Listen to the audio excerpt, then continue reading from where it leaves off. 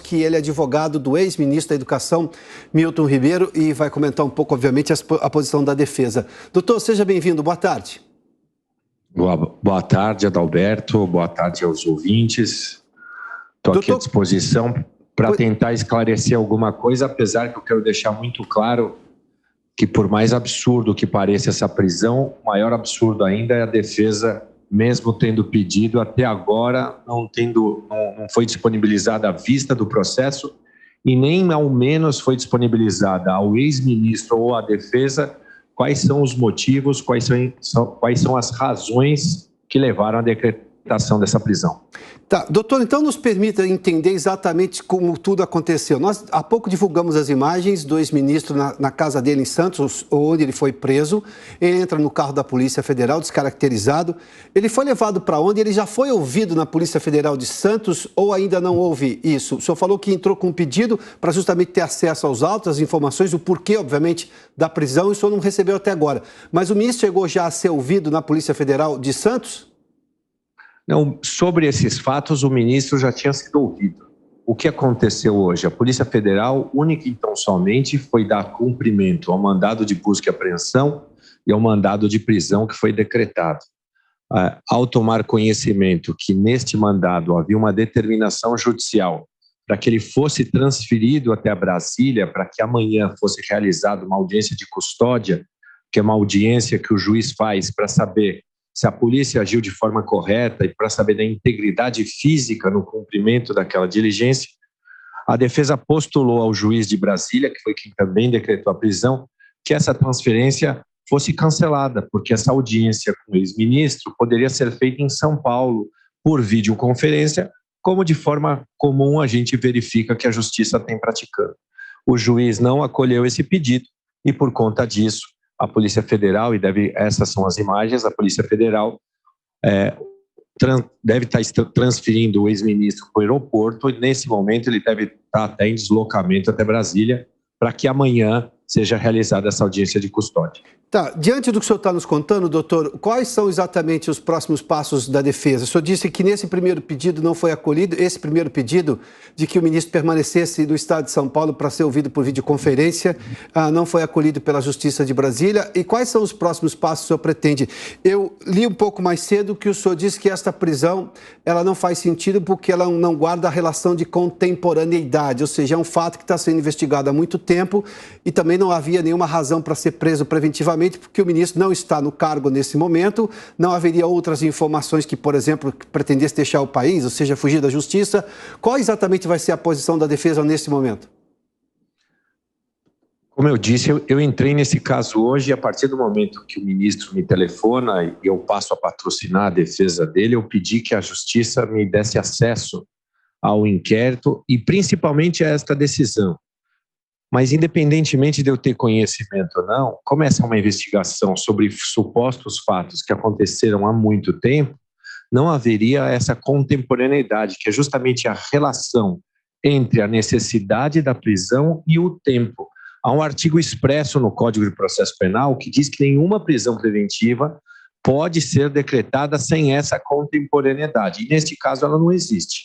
Mais do que isso, o ministro não é alguém que representa perigo à sociedade, ele não é alguém que ameaçou alguma testemunha que tenha sido ouvida, não é alguém que tentou se evadir, ou seja, não há razão aparente, não há motivo algum para impor uma prisão como esta. O Brasil não é o país que tem na sua legislação o que a gente chama de prisão preventiva obrigatória. Então, se não existe essa necessidade de prisão obrigatória, e existem, sim, outras medidas cautelares menos constrangedoras, o juiz poderia, antes de decretar essa prisão, ter imposto afastamento de contato com outras pessoas, ou justificativa das suas atividades, ou impedimento de exercer qualquer cargo público, mas não decretar uma prisão como essa, que, no meu modo de entender, independentemente de eu ter conhecimento ou não do que o juiz escreveu no seu despacho, porque ele não disponibilizou essa decisão, e somente disse que disponibilizaria amanhã, um pouco antes da audiência, eu não tenho dúvida que o ex-ministro é vítima de constrangimento ilegal e, por conta disso, eu estou acabando de fazer um habeas corpus, que devo dar entrada ainda hoje no Tribunal Regional Federal, buscando a revogação dessa custódia. Doutor, só para a gente entender qual é o trâmite, até porque nós temos hoje, na sua maioria, um Supremo que é chamado no direito de garantista, ou seja, ele tem uma preocupação com todos os direitos de quem está sendo acusado, obviamente até para evitar que uma decisão da justiça puna ilegalmente alguém ou constrange alguém sem que isso faça sentido dentro de todo o processo. Em procedimentos normais, o senhor disse que não teve acesso ainda à decisão do juiz. Em condições normais, se não envolvesse um ex-ministro, isso normalmente já estaria de posse? O senhor já teria tido acesso como advogado de alguém que teve a prisão preventiva decretada, até obviamente para o senhor poder se manifestar? Imagino que isso fosse argumento, inclusive, também para o habeas corpus, mas em condições normais, o advogado já receberia essas informações do processo ou não?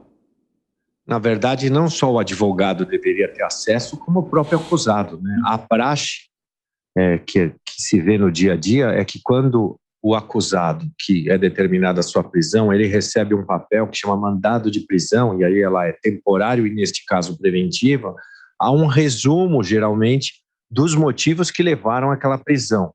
E, no caso, quando não há este resumo, ao menos o que se entrega ao acusado, ao averiguado ou detido, é a decisão do juiz que está determinando esta prisão. Para quê? Para que ele próprio, e este é um direito dele, tenha conhecimento por que está sendo preso. Mais ainda a defesa. Como é que se pode decretar a prisão de alguém e não se permitir que o seu advogado tenha acesso a essas informações para, por exemplo, poder contestar os motivos dessa prisão num tribunal superior, que no caso é o Tribunal Regional Federal, no Superior Tribunal de Justiça ou até mesmo no Supremo, e aí de forma escalonada. Então, por conta de todos esses motivos, está se entrando com habeas corpus, também se alertando isso, do que se entende um flagrante abuso e cerceamento de defesa, porque não é concebível que no Brasil, com toda essa modernidade que existe de tecnologia, digitalização, se transfira o ministro para Brasília para fazer uma audiência de custódia lá e também não se permita que a defesa tenha acesso, ao menos no teor da decisão, para conhecer os motivos da prisão, para conhecer os motivos desta acusação, porque não existe fato novo. Se o ministro estava respondendo essa investigação em liberdade,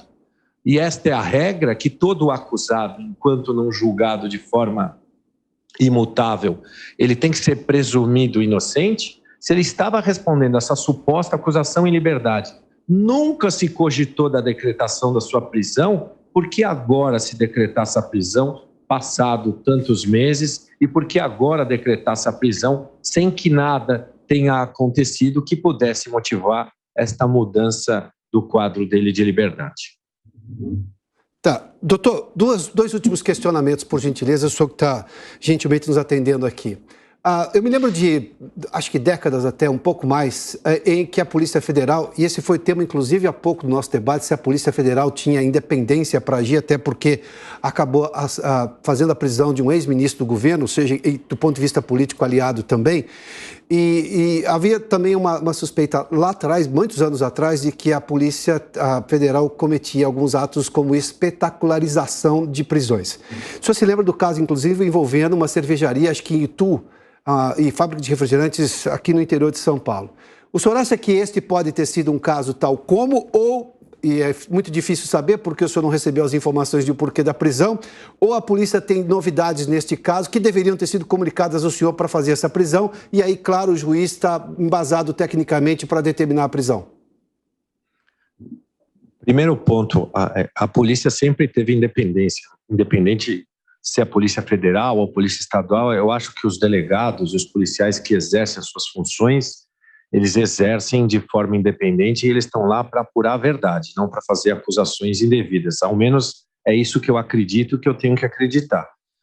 Em relação a essa forma de se trazer esse caso mais para a mídia, de espetacularização, como você muito bem disse, esse caso, sem dúvida, é isso, porque não teria motivo para a prisão, a não ser trazer isso para até uma discussão política, porque o ex-ministro era o ministro do governo atual, a eleição está próxima e, de fato, não tem nenhuma razão lógica, ao menos que eu possa vislumbrar assim, sem ter conhecimento do processo para justificar essa medida que foi decretada. Como eu disse, se a gente não tem a contemporaneidade, que é um dos requisitos absolutamente necessários, se a gente não tem a prática de um crime violento e hediondo, e se a gente não tem alguém que representa algum risco à ordem pública, à ordem econômica, por conta da sua periculosidade, não teria nenhum motivo aparente para justificar a adoção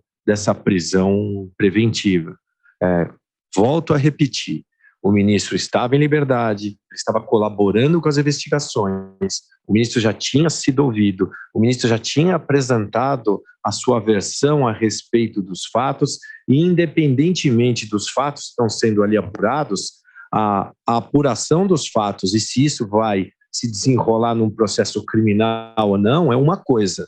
A necessidade para a manutenção e para a adoção dessa prisão é outra totalmente diferente. O que não se compreende neste momento é por que se decretar a prisão de alguém se não há justificativa, se não há motivação idônea e base empírica para essa decisão.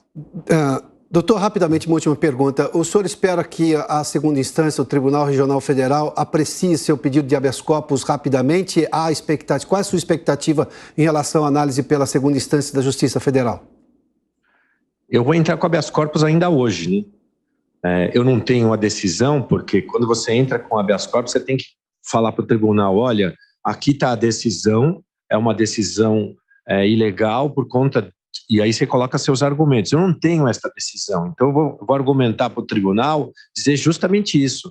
A situação é tão ilegal que o juiz nem quis me dar cópia da decisão. Então que, de forma cautelar, se permita que o ministro fique em liberdade ou ao menos em prisão domiciliar, até ser examinada se essa prisão é legal ou ela é ilegal. É isso que eu vou pedir para o tribunal, porque, de fato, não se vê justificativa dentro daquelas que são dispostas em lei para se decretar e manter essa prisão. Doutor Daniel Bielski, advogado do ex-ministro da Educação, Milton Ribeiro, muito obrigado pela gentileza da entrevista aqui ao Prós e Contras. Boa tarde ao senhor, hein?